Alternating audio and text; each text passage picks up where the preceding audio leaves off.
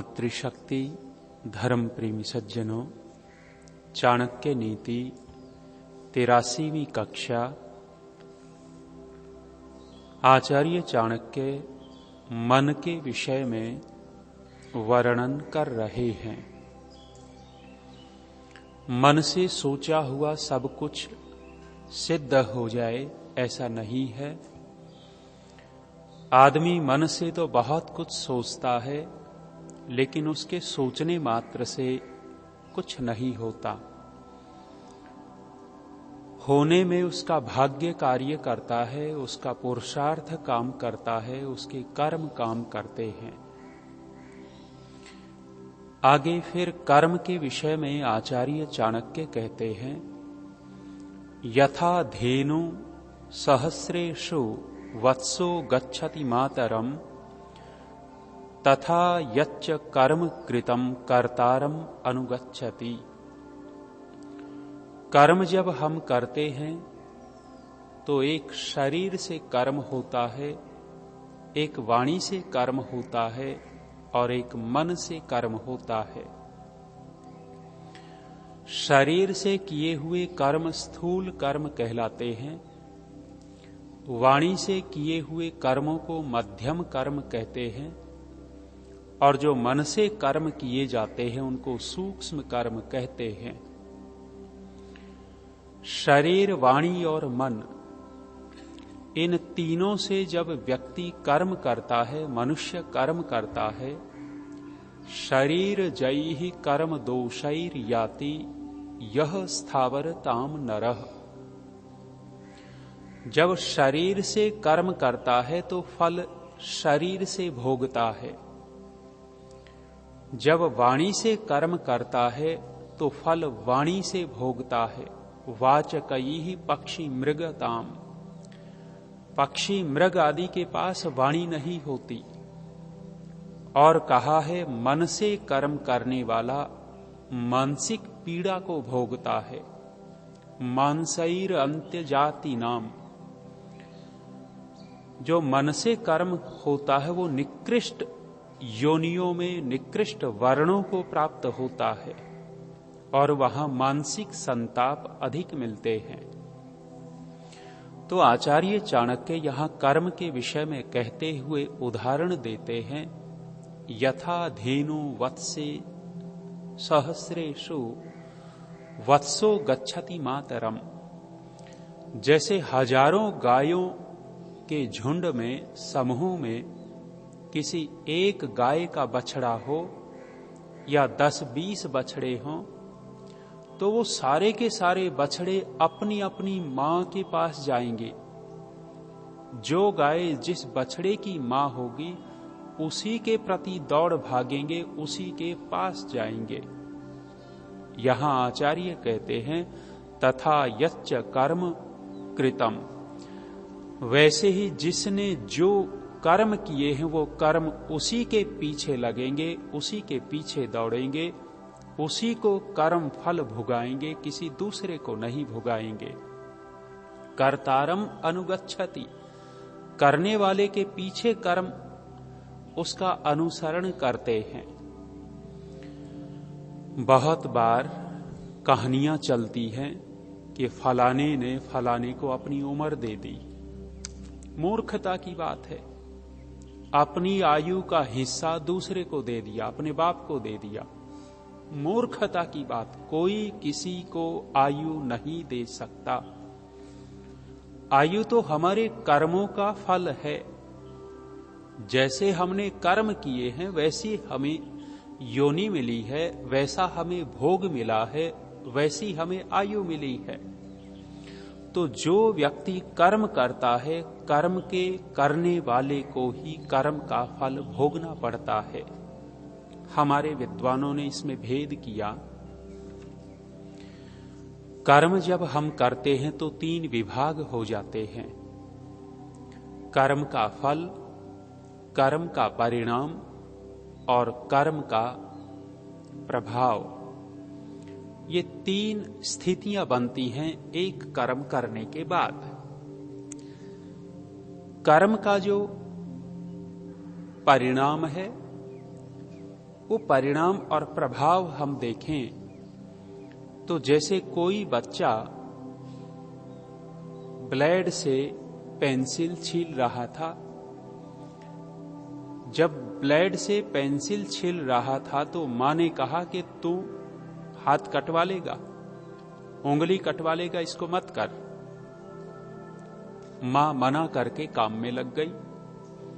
इधर से वो माना नहीं और छीलता रहा तो उंगली कटवा ली, ब्लेड उंगली में लग गया। तो उंगली में जो ब्लेड लगा है, जो घाव हो गया, जो खून गिरने लगा, इस कर्म का परिणाम है। ये कर्म किया, कर्म का परिणाम ये निकला कि उल्टा कर्म हो गया, खून बहने लग गया, दर्द हुआ, घाव हुआ। अब इस कर्म का प्रभाव क्या हुआ? छोटा भाई और बहन पास में खड़े थे, उस खून को देख करके दोनों रोने लग गए। उस घाव को, खून को देख करके दोनों रोने लग गए। उस कर्म का प्रभाव दूसरों के ऊपर पड़ गया। और जो पड़ोसी का लड़का था, जो दुश्मन मानता था अपने पड़ोसी को, और पड़ोसी के लड़के की उंगली कट गई, तो पड़ोसी का लड़का अपने माँ बाप से रोजाना इनकी बुराई सुनता था, तो उसके ऊपर इस कर्म का प्रभाव क्या पड़ा? जिस बच्चे की उंगली कटी थी उसके भाई बहन तो रोने लग गए इस कर्म को देख करके, और जो पड़ोसी वाला था, जो दुश्मन समझता था, वो हंसने लग गया कि ठीक हुआ तेरे साथ। कर्म का प्रभाव। और तीसरा है कर्म का फल। मां आई, मां ने देखा, उंगली कटवा ली, मां ने कहा तेरे को मना किया था, माना नहीं, ऊपर से 2 चांटे और मां ने लगा दिए। ये कर्म का फल मिल गया उसको। तो जब हम कर्म करते हैं तो कर्म का प्रभाव, परिणाम और फल 3 विभाग बन जाते हैं। तो आचार्य चाणक्य यहां कहते हैं कि कर्म कभी भी पीछा नहीं छोड़ते। कर्तारम अनुगच्छति। जिसने जो कर्म किया है वो कर्म उसी करने वाले का पीछा नहीं छोड़ेगा। फल भुगवा करके ही वो कर्म छूट सकता है, कर्म नष्ट हो सकता है। इस सिद्धांत के आधार पर चाहे कोई किसी बाबा जी की शरण में चला जाए, चाहे कोई किसी तीर्थ स्थान पे चला जाए, चाहे कोई कहीं गंगा जी में स्नान कर लेवे या कुछ कर लेवे, कर्म का फल तो भोगना ही पड़ेगा। हां, अपने पुरुषार्थ से और पुण्य कर्मों से उस कर्म के फल में जो कष्ट हो रहा था, उस कष्ट को सहन करने की ताकत पैदा कर सकता है व्यक्ति। हमारे पंडित भूपेंद्र जी से ही हमने सुना है, इस विषय में ये बोला करते हैं कि किसी गृहिणी ने दाल बनाई, उसमें ज्यादा मिर्च डाल दी। मिर्च डाल दी तो मिर्चों को नहीं खाने वाला खाने लग गया। वो दाल खाई तो बड़ा उसका मुंह जल गया, बहुत दुखी हुआ, परेशान हो गया। दाल छोड़ नहीं सकते, हट नहीं सकते। अतिथि हैं, जो आतिथ्य कर रहा है, जो गृहपति है, वो बुरा मान जाएगा। चेहरे को देखा और देख करके समझ गया कि इसको दाल में मिर्च ज्यादा लग रही है, उसमें घी अतिरिक्त डाल दिया। जब घी डल गया तो वो जो चरपरापन लग रहा था वो कम हो गया। मिर्ची कम नहीं हुई, वहां मिर्च तो ज्यों की त्यों है, उसका प्रभाव, जो उसकी ताकत है, वो ताकत भी ज्यों की त्यों है। लेकिन जो घी डाल दिया, घी डाला तो उसके प्रभाव को कम कर दिया, उसमें सहन करने की ताकत आ गई घी के कारण। तो विद्वान लोग कहते हैं कि जब हम कर्म का फल भोग रहे होते हैं और कष्टपूर्ण जो भोग भोगा जा रहा है, उस समय यदि धैर्य पूर्वक पुरुषार्थ को नहीं छोड़ा, अपने पुण्य कर्मों को करना नहीं छोड़ा, तो जो कष्ट मिल रहा था उस कष्ट को सहन करने की ताकत हमें प्राप्त हो जाती है। लंबी बात नहीं कहेंगे, आगे आचार्य चाणक्य और विशेष बात मन के विषय में ही कहते हैं। कहा अनवस्थित कार्यस्य न जने न वने सुखम, जने दहति संसर्गो वने संग विवर्जनम। कहते हैं कि जिसने अच्छे कर्म नहीं किए, अनवस्थित अव्यवस्थित कर्म किए, ठीक ठीक कर्म नहीं किए, व्यवस्था पूर्वक कर्म नहीं किए, वे कर्म उसको कहीं भी शांति नहीं लेने देंगे। कहा है न जने न वने सुखम, न तो परिवार में रहते हुए, समूह में रहते हुए उसको मन की शांति मिलेगी, और वो घर परिवार छोड़ करके वन में चला जाए, जंगल में एकांत में चला जाए, तो वहां भी उसको कर्म किए थे, जो पाप कर्म कर रखे थे, वो मन को शांत नहीं बैठने देंगे। कहते हैं जने दहति संसर्गो, समूह में, जन समाज में, परिवार में, भाई बंधुओं में रहते हुए संसर्ग उसको जलाता रहेगा। हाय मैंने बुरे कर्म किए, ये देखो कितने अच्छे आनंद से रहते हैं, उनको देख देख करके और कुढ़ता रहेगा और अशांत होगा। और कहा वने संग विवर्जनम, और वन में अकेलेपन का वो उसको दुख और उठाना पड़ेगा। एकाकी रहने का जो अतिरिक्त दुख मिलेगा, वह वन में भी अशांति पीछा नहीं छोड़ेगी। यहां आचार्य चाणक्य कहना ये चाहते हैं कि भाई श्रेष्ठ कर्म करो, जिससे मन की शांति मिलती रहे, मन व्यवस्थित हो। आगे कहते हैं यथा खात्वा खनित्रेण भूतले वारी विन्दति, तथा गुरुगताम विद्याम सुश्रो सुरधिगच्छति। विद्या प्राप्ति के लिए यहां आचार्य ने संकेत किया। खात्वा कहते हैं खोदने वाले को, जो गड्ढे खोदते हैं, उन गड्ढे खोदने वाले का नाम खात्वा हो गया। और खनित्र कहते हैं जिससे खोदता है, फावड़ा है, कुदाल है, जो भी। तो कहा जैसे खोदने वाला खनित्र से, फावड़े से, कुदाल से भूतले वारी विन्दति, उस मिट्टी को खोदते खोदते निर्मल जल को प्राप्त हो जाता है, मीठे पानी को प्राप्त हो जाता है।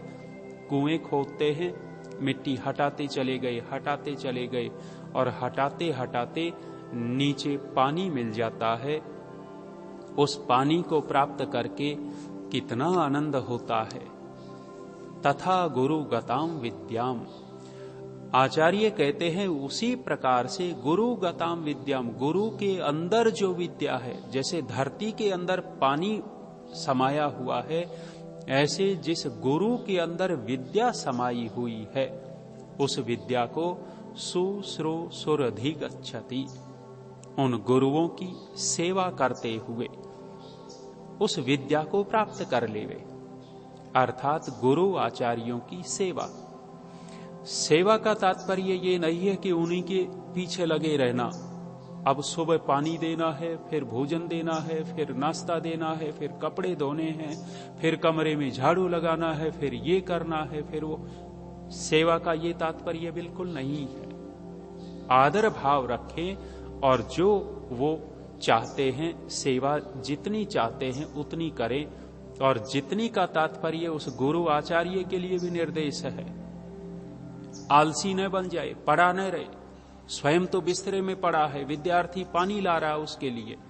स्वयं बिस्तरे में पड़ा है, विद्यार्थी खाना ला रहा है उसके लिए। स्वयं अपने मोबाइल में व्यस्त रहते हैं और विद्यार्थी उसके कपड़े धो रहे हैं। ऐसे निठल्ले आचार्यों की सेवा की बात नहीं है यहाँ। जो आदर्श हैं, जो विद्वान हैं, जो विद्या देते हैं, जो सारा सब कुछ विद्यार्थियों के लिए व्यवस्था कर रहे हैं, वहां जितनी सेवा बन सके उतनी सेवा करें। आचार्य चाणक्य ने पीछे ये भी कहा था कि कौन विद्या को प्राप्त नहीं कर सकता। उसमें 5 काम बताए थे। उन 5 में एक बात ये भी कही थी कि जो विद्यार्थी अति सेवा करने वाला है वो भी विद्या को प्राप्त नहीं कर सकता। संतुलन बना करके चलना होता है, सेवा करनी भी है और अपनी विद्या भी पढ़नी है। तो आचार्य चाणक्य कहते हैं, तथा गुरु गताम विद्याम सुश्रो सुरधिगच्छति।